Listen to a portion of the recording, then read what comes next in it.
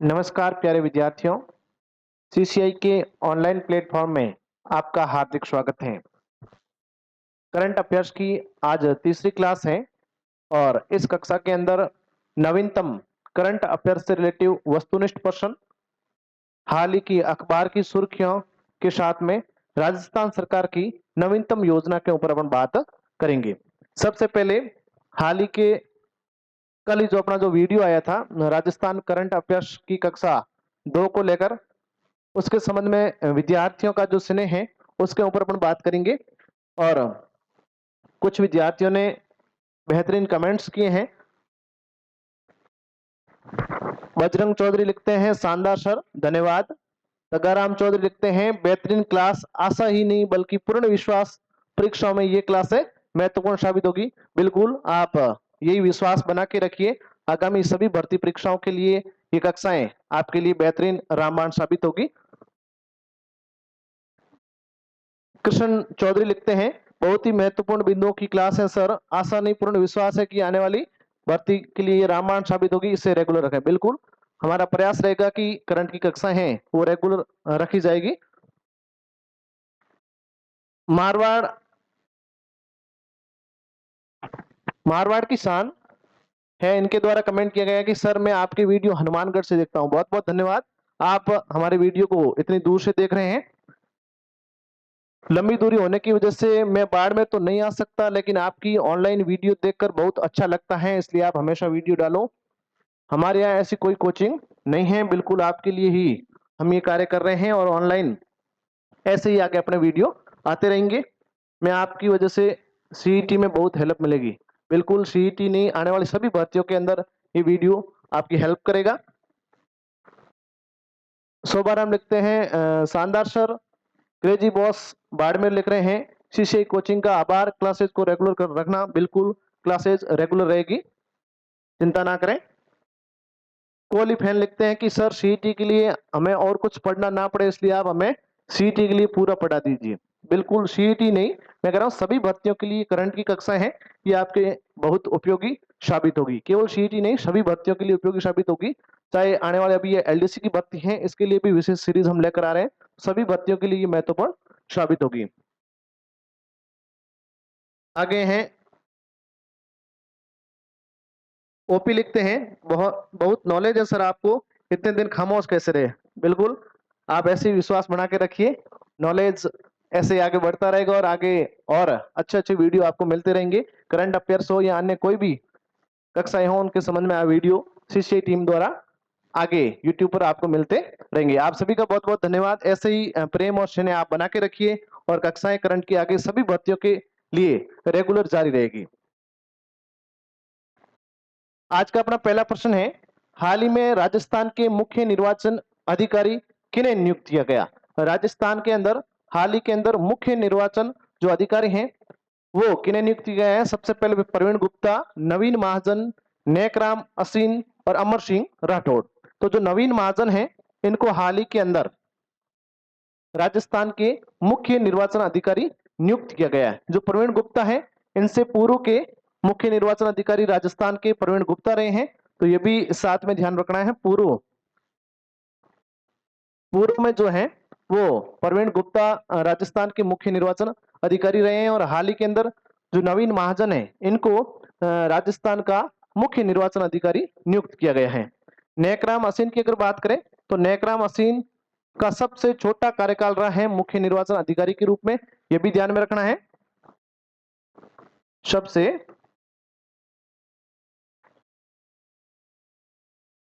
सबसे छोटा जो कार्यकाल है वो इनका रहा है, तो ये भी आपको साथ में ध्यान में रखना है।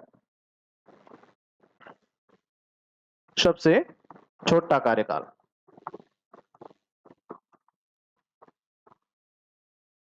अमर सिंह राठौड़ की बात करें तो राजस्थान के पहले मुख्य निर्वाचन अधिकारी अमर सिंह राठौड़ रहे हैं और अमर सिंह राठौड़ का सबसे लंबा कार्यकाल रहा है। दोनों ही बातें इनके संबंध में ध्यान रखनी है। राजस्थान के पहले मुख्य निर्वाचन अधिकारी रहे हैं, इसके अलावा सबसे लंबा कार्यकाल, सबसे जो लंबा कार्यकाल है वो इनका रहा है, ये भी आपको साथ में ध्यान में रखना है।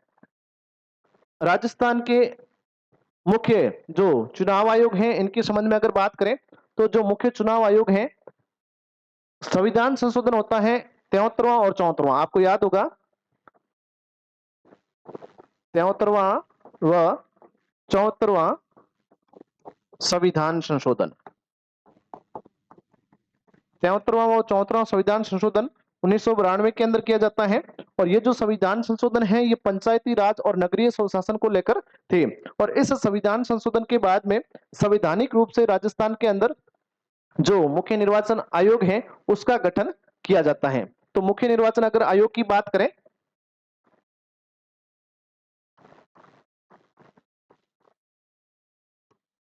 निर्वाचन आयोग राज्य मुख्य निर्वाचन आयोग है। और राज्य मुख्य निर्वाचन आयोग की अगर बात करें तो अगर सीधा प्रश्न आपसे ऐसा पूछ लिया जाए कि कौन से संविधान संशोधन के तहत राज्य मुख्य निर्वाचन आयोग का गठन किया गया है, तो पंचायती राज के संबंध में अगर पूछा जाए तो 73वां संविधान संशोधन, और नगरीय स्वशासन के संबंध में पूछा जाए तो 74वां संविधान संशोधन आपको ध्यान में रखना है। ये संविधान संशोधन 1992 में किए गए। राज्य मुख्य निर्वाचन आयोग की अगर बात करें तो ये एक प्रकार का संवैधानिक आयोग है। सबसे पहले ध्यान में रखना है, संवैधानिक आयोग है।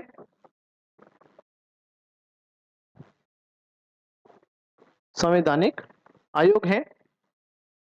राजस्थान के अंदर इसका जो गठन है वो 17 जून 1994 को किया गया। राजस्थान के अंदर राज्य मुख्य निर्वाचन आयोग का गठन है वो 17 जून 1994 को किया गया है। और इसका जो मुख्यालय है वो जयपुर के अंदर है। मुख्यालय है वो जयपुर के अंदर है। ये एक सदनीय आयोग है। इसमें एक सदस्य होते हैं जो राज्य के मुख्य निर्वाचन अधिकारी होते हैं। ये आपको ध्यान में रखना है। संविधान के रूप में अगर बात करें तो पंचायती राज के संबंध में इस संविधान संशोधन के बाद में पंचायती राज के संबंध में जो भाग 9 है वो जोड़ा गया है। भाग 9 और अनुच्छेद 243 के अंदर पंचायती राज के संबंध में जो राज्य मुख्य निर्वाचन आयोग है उसका उल्लेख किया गया है।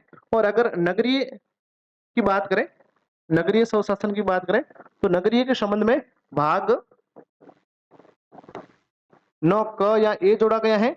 और जो अनुच्छेद है, जो आर्टिकल है वो आपके 243 जेड ए है। 243 जेड ए के तहत नगरीय स्वशासन के लिए राज्य मुख्य निर्वाचन आयोग का उल्लेख किया गया है। तो संविधान के तौर पर ये बातें भी आपको ध्यान रखनी है पंचायती राज के संबंध में और नगरीय प्रशासन के संबंध में। इसके अलावा अगर बात करें तो एक सदस्य ये आयोग है। और इस आयोग के जो प्रथम अध्यक्ष रहे हैं राजस्थान के संबंध में वो अमर सिंह राठौड़ रहे हैं। और इनका ही सबसे लंबा कार्यकाल रहा। जब इसका गठन किया जाता है तब जो अध्यक्ष का कार्यकाल होता है वो 6 वर्ष का होता है। लेकिन वर्तमान के अंदर जो अध्यक्ष का कार्यकाल है, ये कार्यकाल 5 वर्ष या 65 वर्ष की आयु तक, 5 वर्ष या 65 वर्ष की आयु तक माना गया है। या तो 5 वर्ष तक अधिकतम अपने पद पर रह सकते हैं या 65 वर्ष की आयु तक अपने पद पर बने रह सकते हैं। इनकी जो नियुक्ति है वो राज्यपाल करता है। इनकी जो नियुक्ति है वो राज्यपाल करता है। और राज्य जो मुख्य निर्वाचन अधिकारी होते हैं वो अपना त्याग पत्र भी राज्यपाल को दे सकते हैं। ये आपको ध्यान में रखना है। इसके अलावा अगर इनकी वेतन की बात करें तो 2,25,000 रुपए के लगभग इनका वेतन रहता है। और जो राज्य मुख्य निर्वाचन आयोग होता है इसका जो प्रमुख कार्य है, कार्य की अगर बात करें तो प्रमुख जो कार्य है चुनाव करवाना, पंचायती राज से संबंधित, नगरीय स्वशासन से संबंधित चुनाव करवाना, मतदाता सूचियां हैं वो जारी करना, इसके अलावा आदर्श आचार संहिता है उसको लागू करना, ये प्रमुख कार्य इनके रहते हैं। तो इस प्रश्न के साथ साथ में आपको जो राज्य मुख्य निर्वाचन आयोग है इसके संबंध में भी ये फैक्ट ध्यान में रखने हैं। राजस्थान की राज व्यवस्था से संबंधित हर भर्ती के अंदर आपके आयोग से संबंधित एक अनेक प्रश्न रहता है, तो ये भी आपको ध्यान में रखना है। आगे अगर बात करें, हाल ही में जारी की गई ग्लोबल जेंडर गैप रिपोर्ट 2024 के संबंध में असत्य कथन आपको बताना है। सबसे पहले है इसे वर्ल्ड इकोनॉमिक फोरम ने जारी किया। इसे वर्ल्ड इकोनॉमिक जो फोरम है उसने जारी किया, बिल्कुल एकदम सत्य है ये। और ये आपके 12 जून को जारी किया गया है। 12 जून 2024 को जो वर्ल्ड इकोनॉमिक फोरम है उनके द्वारा ये रिपोर्ट जारी की गई है। इसमें भारत की रैंकिंग 127वीं है, बिल्कुल गलत।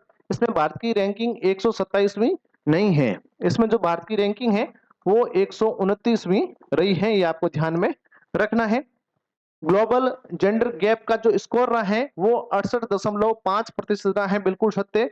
इसका जो स्कोर रहा है वो 68.5% तक रहा है। अब ये जो ग्लोबल जेंडर रिपोर्ट होती है, इसको तैयार करने के लिए इसके 4 प्रमुख आयाम होते हैं, जिसमें आर्थिक भागीदारी व अवसर, शिक्षा का अवसर, स्वास्थ्य और राजनीतिक सशक्तिकरण के आधार पर इस रिपोर्ट को तैयार किया जाता है। और इस रिपोर्ट में 0 से 1 के मध्य सूचकांक दिया जाता है। 0 से 1 के मध्य सूचकांक दिया जाता है। और हाल ही के अंदर जो इसका संस्करण जारी किया गया है, ये 18वां संस्करण है। 18वां संस्करण जारी किया गया है। पहली बार ये रिपोर्ट 2006 में जारी की गई। पहली बार ये जो रिपोर्ट है ये 2006 में जारी की गई है। वर्ल्ड इकोनॉमिक फोरम के द्वारा हर वर्ष इसे जारी किया जाता है और हाल ही के अंदर इसका 18वां जो संस्करण है वो जारी किया गया है। और कुल 146 जो देश है, 146 देश है, 146 देशों को इसमें रैंकिंग दी गई है। और रैंकिंग के आधार पर विश्व में जो पहला स्थान है वो आइसलैंड का है। आइसलैंड जो देश है वो पहले नंबर पर, फिनलैंड दूसरे नंबर पर। फिनलैंड दूसरे नंबर पर है। और हमारे भारत का जो स्थान है वो 129वां है, ये आपको ध्यान रखना है। ये जो भी महत्वपूर्ण रिपोर्टें जारी की जाती हैं, इनके संबंध में भी आने वाले भर्तियों के अंदर करंट के रिलेटिव बहुत सारे प्रश्न आते रहते हैं, तो आपको विशेष रूप से इनका ध्यान में रखना है। प्रतिवर्ष ये रिपोर्टें जारी की जाती हैं। विश्व जो जेंडर गैप रिपोर्ट है, इसके संबंध में आपको ध्यान में रखना है।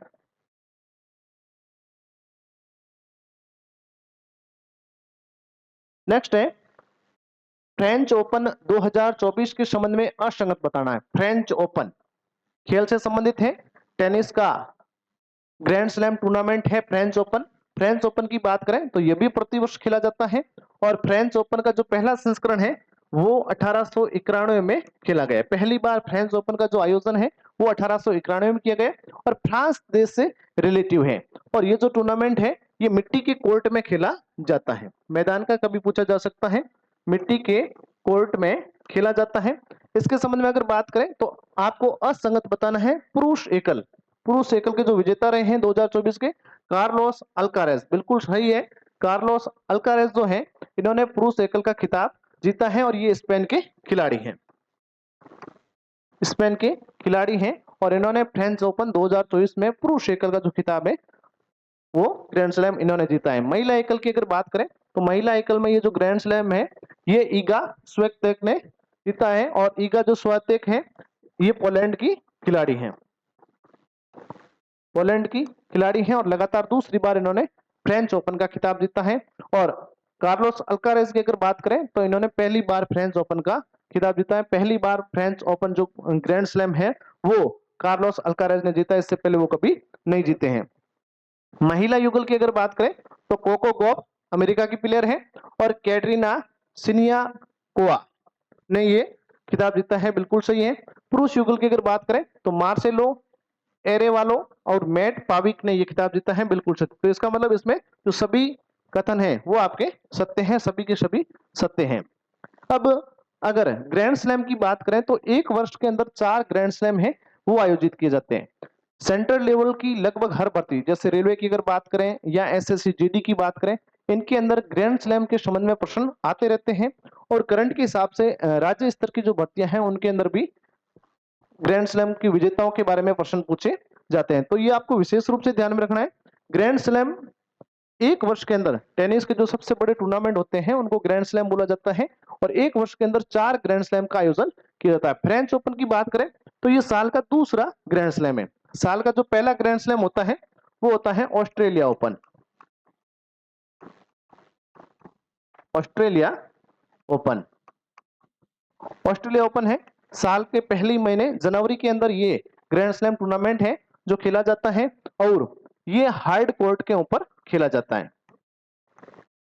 टेनिस का जो मैदान होता है उसको कोर्ट बोला जाता है और ये हार्ड मतलब मिश्रित प्रकार का मैदान होता है और उसके अंदर ये टूर्नामेंट आयोजित किया जाता है और साल का पहला ग्रैंड स्लैम, कई बार सीधा प्रश्न आता है कि साल का पहला ग्रैंड स्लैम कौन सा है, तो आपको ध्यान में रखना है ऑस्ट्रेलिया जो ओपन है वो साल का पहला ग्रैंड स्लैम है और ऑस्ट्रेलिया देश के अंदर खेला जाता है। फ्रेंच ओपन की बात करें तो फ्रेंच ओपन साल का दूसरा ग्रैंड स्लैम है, साल का दूसरा ग्रैंड स्लैम फ्रेंच ओपन है।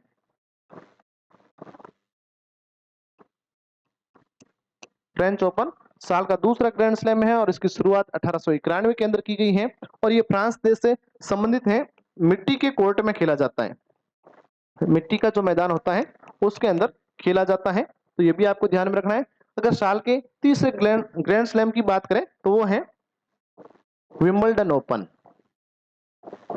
विंबलडन ओपन,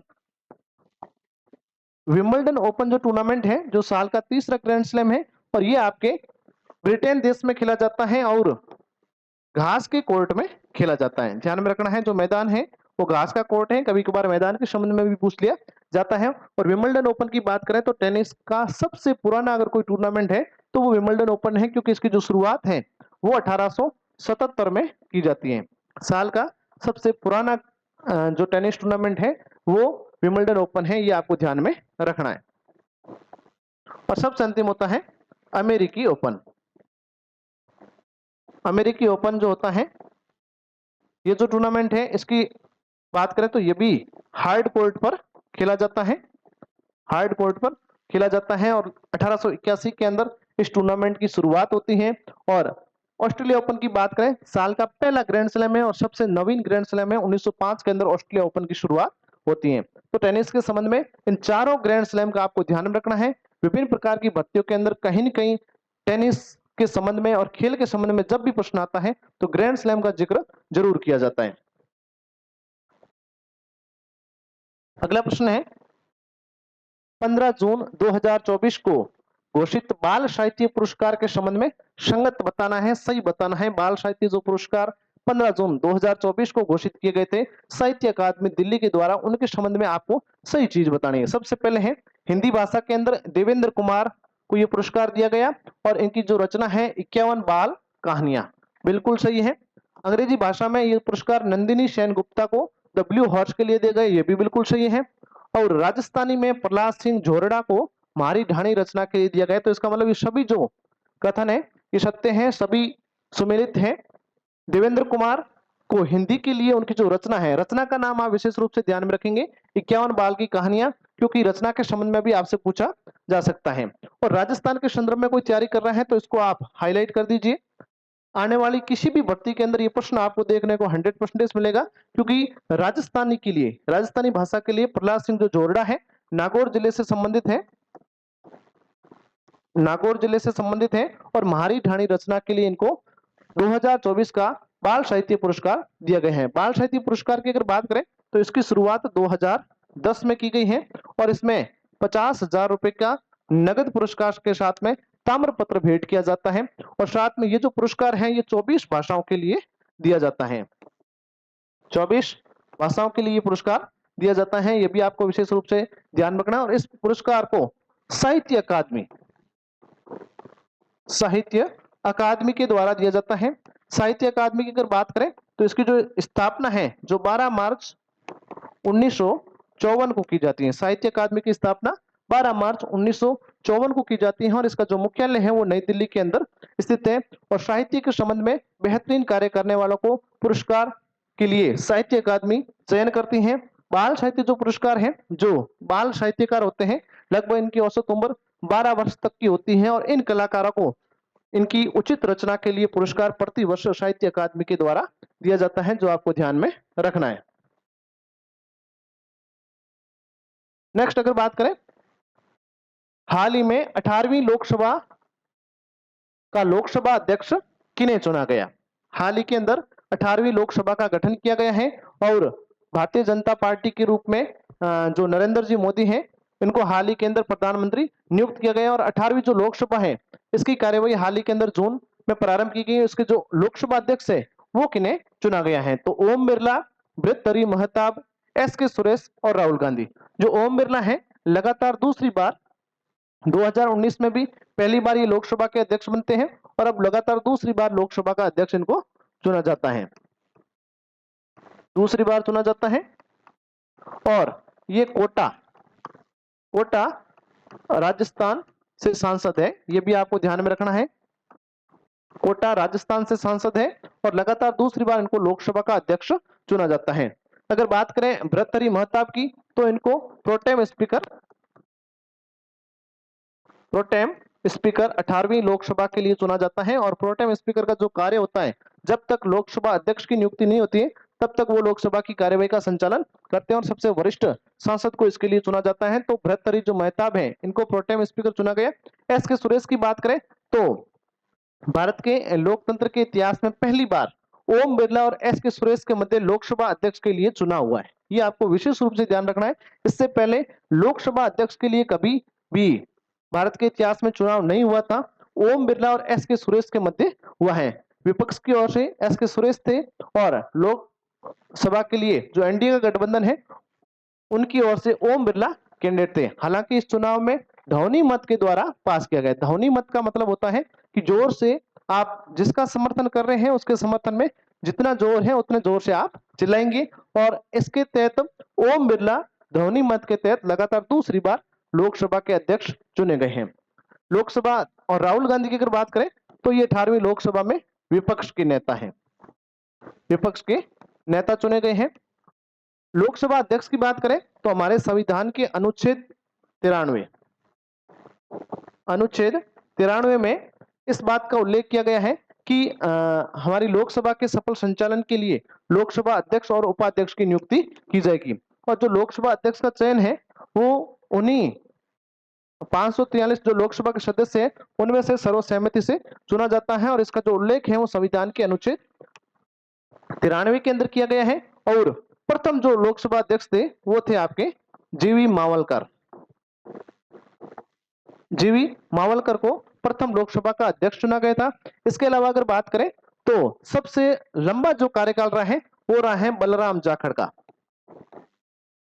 बलराम जाखड़ अब तक सबसे लंबे समय तक लोकसभा के अध्यक्ष रहे हैं, ये भी साथ में आपको ध्यान में रखना है। सबसे लंबे समय तक जो लोकसभा के अध्यक्ष रहे हैं वो बलराम जाखड़ रहे हैं। लोकसभा अध्यक्ष का जो मुख्य कार्य होता है वो लोकसभा की कार्यवाही का संचालन करना होता है। इसके अलावा लोकसभा अपने पद पर 5 वर्ष तक अधिकतम बना रहता है और जब तक लोकसभा भंग नहीं होती है तब तक वो अपने पद पर बने रह सकते हैं। अगर लोकसभा भंग भी हो जाती है तो भी लोकसभा अध्यक्ष है वो अपने पद पर बना रहेगा जब तक नई लोकसभा का गठन होकर कार्यवाही संचालित नहीं होती है, नया अध्यक्ष नहीं चुना जाता है, तब तक लोकसभा अध्यक्ष जो होते हैं वो अपने पद पर बने रहते हैं। इनका जो वेतन होता है वो 4,50,000 रुपए होता है और ये लोकसभा की कार्यवाही का संचालन करते हैं। धन विधेयक है या नहीं है इसकी पुष्टि भी लोकसभा अध्यक्ष करता है। तो लोकसभा अध्यक्ष के संबंध में भी ये बातें आपको ध्यान में रखनी है।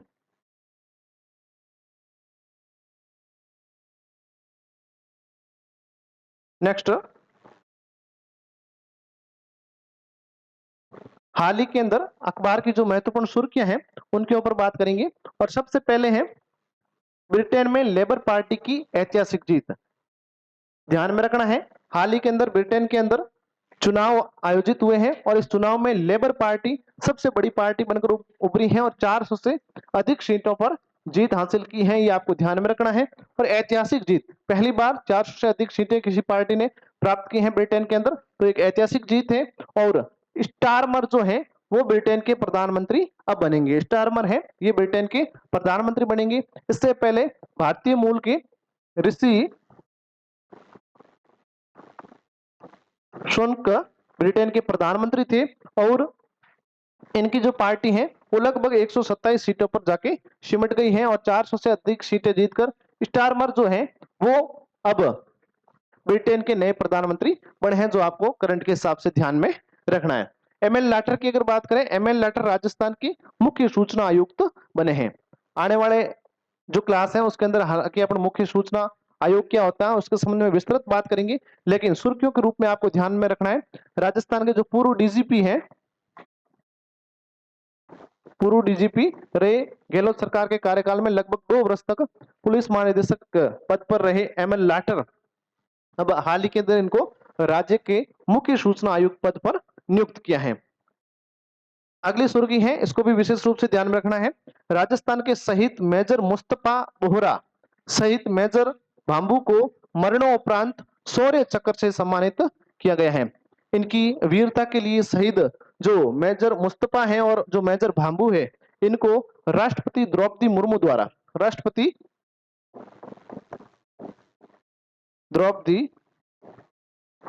द्वारा हाल ही के अंदर जो राष्ट्रपति भवन के अंदर इनको शौर्य चक्र से सम्मानित किया गया है 5 जुलाई 2024 को। मेजर मुस्तफा बोहरा की बात करें तो इनका संबंध राजस्थान के उदयपुर जिले से है, यह भी ध्यान में रखना है। और शहीद मेजर भांबू की बात करें तो इनका संबंध राजस्थान के हनुमानगढ़ जिले से है। ये महत्वपूर्ण सुर्खियां हैं जो आपको ध्यान में रखनी है। आगे है योजना के संबंध में है श्री अन्नपूर्णा रसोई योजना। इसके बारे में पहले भी आप अवगत होंगे। श्री अन्नपूर्णा रसोई योजना राजस्थान की पूर्व सरकार द्वारा इंदिरा गांधी रसोई योजना संचालित थी। उसी रसोई योजना का नाम परिवर्तित करके अब नवीनतम जो सरकार है, भारतीय जनता पार्टी की जो सरकार है, उसने इसका नाम परिवर्तन करके 6 जनवरी 2024 को, तारीख ध्यान में रखनी है, 6 जनवरी 2024 को इसका नाम परिवर्तित करके कर दिया है श्री अन्नपूर्णा रसोई योजना। तारीख और नाम दोनों ध्यान में रखने हैं 6 जनवरी को, क्योंकि सीधा प्रश्न आ सकता है कि श्री अन्नपूर्णा रसोई योजना है ये कब प्रारंभ की गई, तो ये 6 जनवरी को की गई, क्योंकि पूर्व में जो संचालित इंदिरा गांधी रसोई योजना थी उसी का ही नाम परिवर्तन करके थोड़ा सा इसमें अपडेट करके इसका नाम श्री अन्नपूर्णा रसोई योजना कर दिया है। नेक्स्ट जो है श्री अन्नपूर्णा रसोई योजना के तहत प्रति थाली भोजन का जो वजन है ये 450 ग्राम, ध्यान में रखना है, 450 ग्राम से बढ़ाकर 600 ग्राम कर दिया है। सत्य असत्य कथन कारण के अंदर ऐसे प्रश्न योजना के संबंध में पूछे जा सकते हैं। विशेष रूप से एलडीसी के विद्यार्थी जो कह रहे हैं हमारे 11 अगस्त को एग्जाम है और उसमें योजनाएं आएगी, तो आपको विशेष रूप से ध्यान में रखना है कि ऐसे प्रश्न पूछे जाएंगे। तो इसमें जो पूर्व की सरकार की जो इंदिरा रसोई योजना थी उसमें जो थाली का वजन था वो 450 ग्राम था। अब पूर्व की योजना के संबंध में भी जोड़ के आपसे पूछा जा सकता है और नवीन के संबंध में भी पूछा जा सकता है। तो वर्तमान के अंदर इस सरकार ने इस थाली का जो वजन है वो बढ़ा के 600 ग्राम कर दिया है, जिसमें जो चपाती रोटी आती है 300 ग्राम चपाती, दाल 100 ग्राम, 100 ग्राम सब्जी और चावल वगैरह जो श्री अन्न है वो 100 ग्राम, इसके साथ में अचार भी मिलेगा, अचार भी डाला जाएगा, ये भी ध्यान में रखना है। तो आप भी इस थाली का एक बार स्वाद जरूर लें, क्योंकि मात्र 8 रुपए में मिल रही है, मात्र 8 रुपए के अंदर आपको ये थाली मिलेगी। तो इसका आप इस श्री अन्नपूर्णा रसोई के तहत जरूर स्वाद ले सकते हैं। पूर्व में जो इंदिरा रसोई थी तो उसमें सरकार द्वारा एक थाली के लिए 17 रुपए था वो व्यय किया जाता था, लेकिन वर्तमान में इन्होंने जो भोजन है इसमें 450 ग्राम से 600 ग्राम तक बढ़ा दिया है। तो सरकार जो भुगतान करेगी वो एक थाली के लिए अब 22 रुपए करेगी, ये भी आपको ध्यान में रखना है। तो आज की करंट क्लास में इतना ही। आगे आप जुड़े रहिए, अधिक से अधिक वीडियो को शेयर करिए। धन्यवाद।